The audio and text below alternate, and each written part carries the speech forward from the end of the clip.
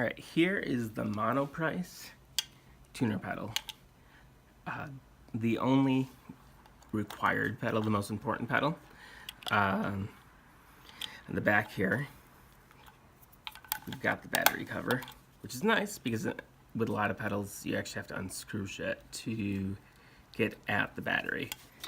For right now, let's ignore this DC in, just because using batteries allows us to get around stuff like pedal power supplies.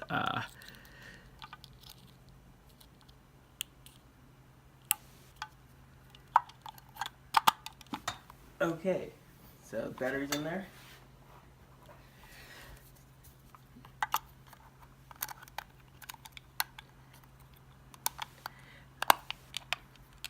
So I hit the button, nothing happens. It's because guitar pedals do not power on unless there's an instrument jack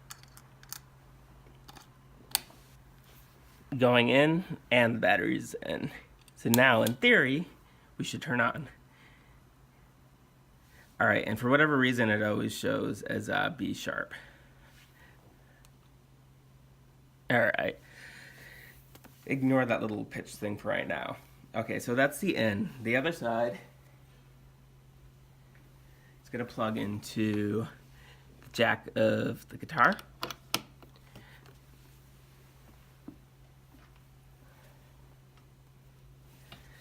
And we've got two outs. One is the output and one's the bypass. We're gonna go through the output first. And now I'm gonna plug the other side into my Monoprice amp, which is set to its 1 watt mode, which your Monoprice amp will also have.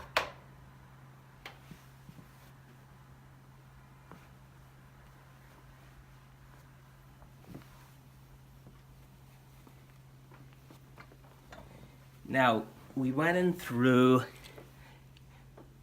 the output. So, I'm hitting the low E, and no sound's coming out of the amp. When I turn off the pedal, once again, we've got sound coming out of the amp. I personally like to run through bypass, which means, that beautiful sound. If you want to avoid that delightful sound, always plug your amp in last. I don't think it damages the amp, just your ears. So now we can actually hear the notes as we're tuning. So I'm strumming the top string, 6th string, low E, whatever you want to call it. So I am turning the tuning knob, tightening it, now loosening it. The low E is always the hardest to track.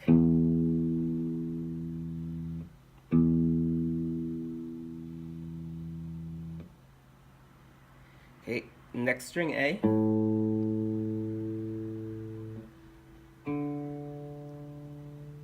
No. Often guitars have the hardest time with G. And I'll get into tuning stability later. And I hope how noisy the amp is coming through.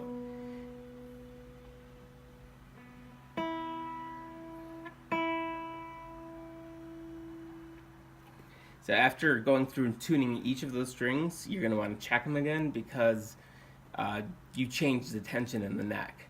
And so I'm betting that if I strum the low E again, I'll probably be too flat. I'll probably have to tighten it up. Let's see if that's right. No, I am not right. Must be that was pretty close.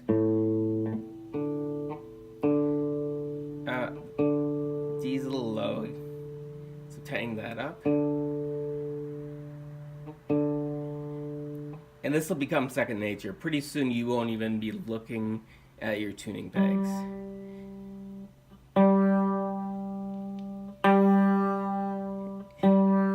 And do you see how G is going in both directions?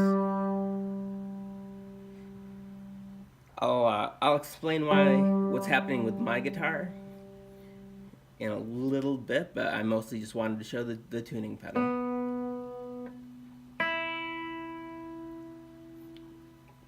Alright, and that's it. So now we should be able to do a pentatonic scale.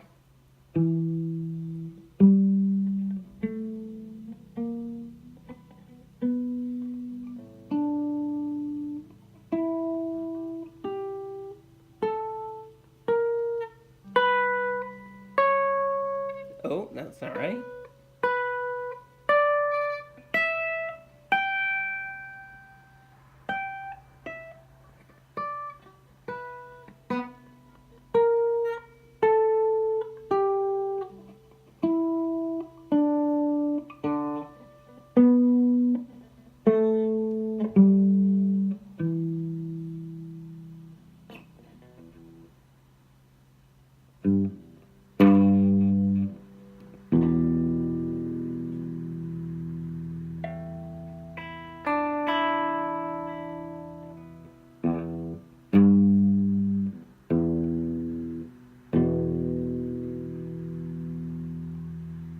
Which brings me to my next point, is if you're ever practicing major chords, you can actually use the tuning pedal to see how close you are.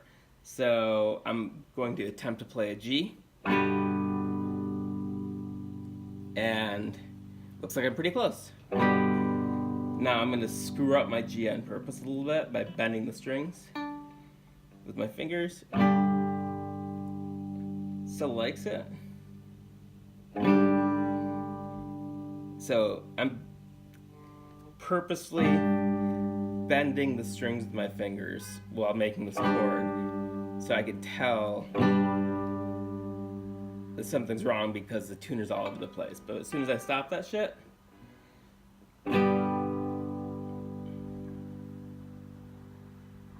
takes a little longer for it to track on chords. It's not really the point of the tuner. It's a nice bonus. So, to summarize, I like to go out through the bypass, which is this, because it lets me look at the notes as I'm playing. But if I wanted, love that sound. If I wanted a mute pedal,